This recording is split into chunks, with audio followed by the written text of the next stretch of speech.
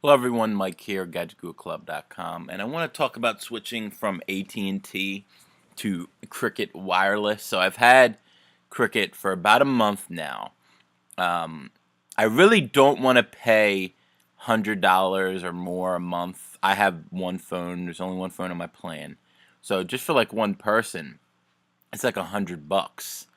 And when I used to be on my a family plan like a while ago, like Verizon was giving us like 5 gigabytes of data for like over like 200 a month, and every month was an issue because we would go over the data, and it's really a joke, just like that commercial, the guy that switched, the spokesman that switched, like really all carriers now have good service, so you really don't need to pay premium, because back in the day Verizon really was like the only one that had legit um, service. Yeah, and it's like with me, it has to have service. Like I'm not gonna pay for a phone that doesn't have service. So I wouldn't have switched to Cricket. Like my friend actually used to work for Cricket, and when I told him I switched to Cricket, he laughed because he was like, he remembers that it had horrible service. But AT&T bought Cricket, so they say that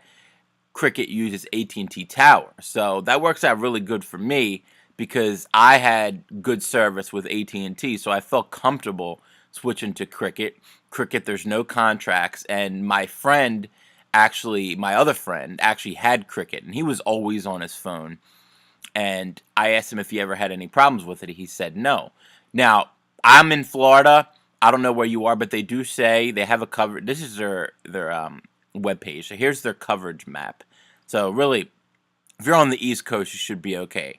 On the West, out West, it's a little bit more dicier, but definitely if you're on here, you should be okay.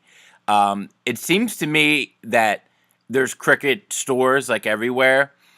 Mine was only like a few miles away, so I went in there. The guy changed out the SIM cards. It didn't take that long. I kept the same number. If you're on AT&T, most likely it shouldn't be an issue for you to switch right over, and you'll save like $50 a month. Um, they switched it right over. I kept the same number. I have an iPhone 6s, so any newer iPhone, especially if you already have it on AT&T, and it should be okay to switch over. It didn't take that long. You can do it on their website here, but there's no contracts, and they have like a decent deal. For me, they say it's $60. Like that's really good for $100, unlimited data. At this point, it's all about the data, right? So they say you get for about I went with this one $60 a month, but they say which will be a $5 credit on my bill if I do auto pay. So it's really about $55 a month, and that's auto debited from my account.